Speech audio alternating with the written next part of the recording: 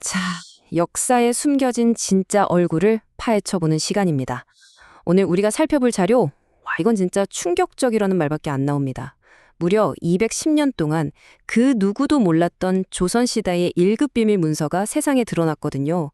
심지어 비밀번호 같은 걸로 단단히 봉인되어 있던 문서들입니다. 이 어마어마한 비밀의 주인공, 바로 조선의 제22대 임금 정조입니다.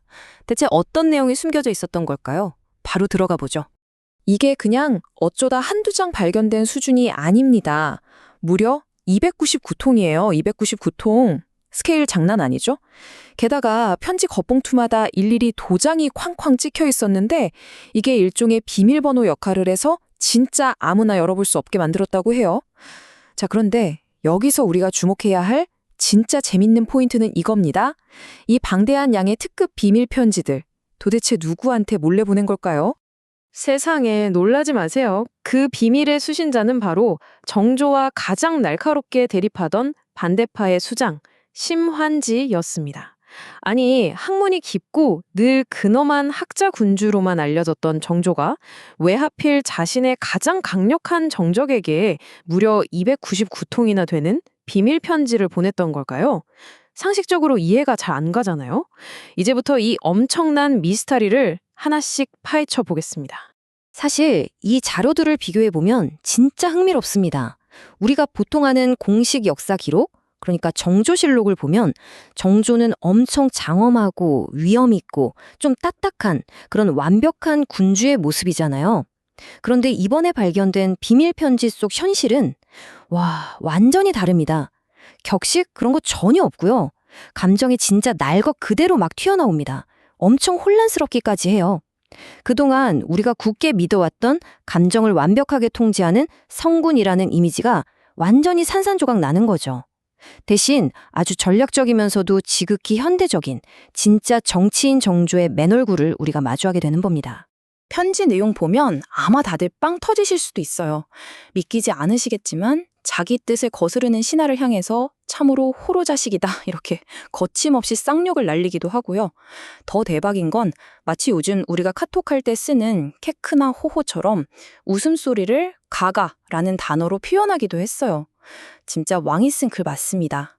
한글이랑 한자를 막 뒤죽박죽 섞어 쓰면서 자기 기분에 100% 여과 없이 다 드러낸 거예요. 밀실 뒤에 정조는 이렇게 웃기기도 하고 필터링도 전혀 없는 엄청나게 솔직한 인간 그 자체였습니다. 자, 그럼 정조가 왜 굳이 이렇게 뒤에서 은밀하게 움직여야 했을까요? 당시 조선의 정치판을 딱 들여다보면 답이 나옵니다. 조정이 크게 두 파벌로 쫙 갈라져 있었거든요. 시파는 정조를 지지하는 여당이었고 정조의 아버지인 사도세자의 억울한 죽음에 동정적인 입장이었어요. 반면 벽파는 왕을 끈질기게 견제하는 야당인데다가 사도세자의 죽음이 정당하다고 주장하는 쪽이었죠. 그리고 방금 말씀드린 그 벽파의 1인자가 바로 심환지였습니다. 그러니까 이론적으로만 보면 심환지는 정조한테 절대 타협할 수 없는 가장 위험한 원수여야만 했던 거죠. 그런데 여기서 진짜 소름 돋는 포인트가 나옵니다. 정조가 심한지를 이용해서 아주 치밀한 정치적 연극을 한편 연출했다는 거예요. 마치 요즘 드라마 총괄 제작자, 쇼러너처럼 말이죠. 수법 이렇습니다. 1단계, 왕이 심한지한테 미리 대본 역할인 편지를 쓱 보냅니다. 2단계, 심한지는 그 대본에 적힌 대로 조정에 나가서 왕한테 막 삿대질하듯 격렬하게 항의를 해요. 그럼 3단계, 왕은 겉으로 엄청 화를 내면서 심한지를 공개적으로 확 처벌해버립니다. 그런데 대망의 4단계, 얼마 안 가서 심한지를 슬그머니 다시 복직시켜주는 거죠. 와, 기가 막히지 않나요? 극단적인 반대파의 입을 빌려서 시끄러운 여론을 잠재우고 자기가 원하는 국정과제는 싹 통과시키는 그야말로 정조의 완벽한 정치 플레이북이었던 겁니다.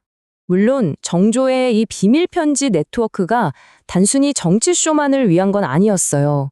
정조는 이 편지들을 통해서 각 당파 리더들의 은밀한 동향, 그러니까 1급 정보들을 싹 다 수집했습니다.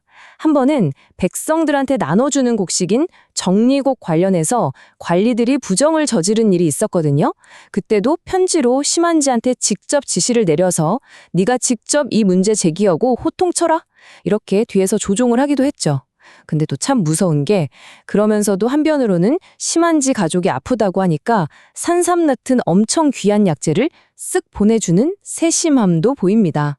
완벽한 당근과 채찍으로 반대파의 마음까지 쥐락펴락했던 거죠. 그렇다면 여기서 가장 본질적인 질문을 하나 던져보죠. 정조는 도대체 왜 이렇게까지 머리 아프게 치밀한 막후 정치를 해야만 했을까요? 그 모든 톱니바퀴가 향한 단 하나의 궁극적인 미션, 그건 바로 사도세자의 명예회복이었습니다. 생각해보세요. 불과 11살 어린 나이에 자기 아버지가 좁은 뒤주에 갇혀서 서서히 굶어 죽어가는 걸 두 눈으로 지켜봐야만 했던 정조입니다. 그 엄청난 트라우마를 가슴에 품고 세상 모두에게 자기 아버지의 억울함을 공식적으로 인정받는 것, 그건 정조에게 있어 왕이라는 자리보다도 더 중요한 평생을 건 사명이었던 겁니다. 그리고 이 간절한 목표를 이루기 위해서 정조가 꺼내든 카드는 정말 가히 천재적이라는 말밖에 안 나옵니다. 아까 벽파의 공식 입장이 사도세자는 죽어 마땅했다는 거라고 말씀드렸잖아요. 그런데 정조는 그 벽파의 수장인 심한지를 뒤에서 끝까지 설득하고 달랩니다. 결국 어떻게 됐을까요? 놀랍게도 사도세자를 위해 목숨을 바쳤던 충신, 임이라는 인물을 추모하는 글을 다른 사람도 아닌 심한지가 직접 쓰게 만듭니다. 반대파 리더의 손으로 자기네 당론을 완전히 뒤집어버리고 사도세자의 비극을 온 나라가 인정하게 만든 거죠. 이건 정말 엄청난 정치적 승리이자 이 기묘한 파트너십의 클라이맥스였습니다. 이런 정조의 움직임을 가만히 들여다보면 그가 품었던 위대한 정치 철학이 딱 하나 떠오릅니다. 바로 만천명월주의농이라는 개념인데요. 말이 조금 어렵죠. 쉽게 말해서 만개의 냇물에 비치는 밝은 달의 주인이라는 뜻입니다. 냇물은 무수히 많고 제각각 흐르지만 하늘에 뜬 달빛은 그 모든 물을 차별 없이 똑같이 비추잖아요. 정조는 자기를 반대하는 적들을 무조건 박살내고 싶어 했던 게 아니었어요. 오히려 달빛처럼 모든 정파의 생각들을 공평하게 품어안고 심지어 반대파의 뼈 때리는 비판까지도 흡수해서 하나 된 나라를 만들고 싶었던 겁니다. 이게 바로 정조가 꿈꿨던 진정한 탕평의 이상이었던 거죠.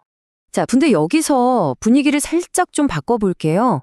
이렇게 완벽하게 돌아가던 마쿠 파트너십의 끝에 우리 역사상 가장 유명하고 또 미스터리한 소문이 하나 떡하니 버티고 있습니다. 과연 심한지는 정조를 독살했을까? 1800년 6월 정조가 병석에 누운 지 겨우 보름 만에 갑자기 세상을 떠나버리거든요.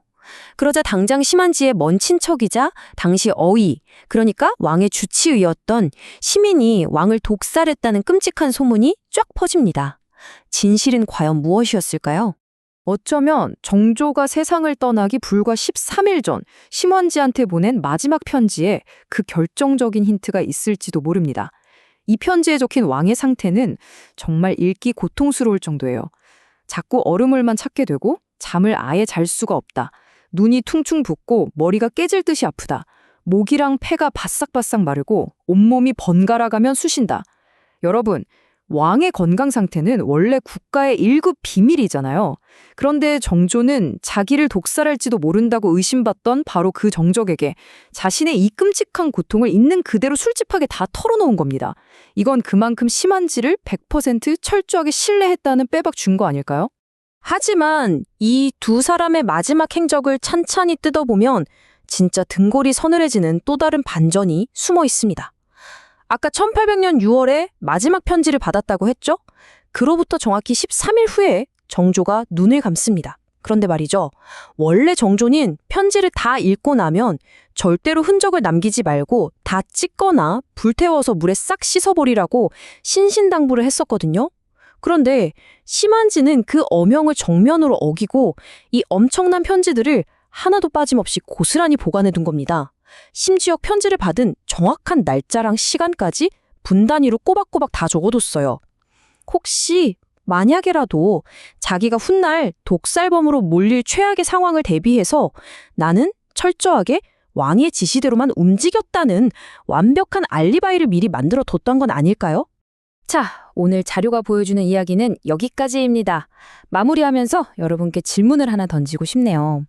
장장 30년 동안 이어진 정조와 심한지, 이 두 사람의 긴밀한 공무는 과연 시대를 뛰어넘는 진정한 우정이었을까요? 아니면 그 살얼음판 같은 궁궐 암투 속에서 살아남기 위한 가장 잔혹하고 완벽한 정치적 생존 전술이었을까요?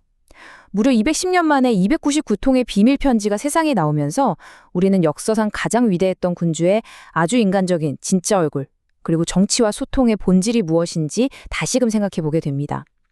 역사의 이면에 숨겨진 이 거대한 드라마, 과연 여러분의 생각은 어떠신가요?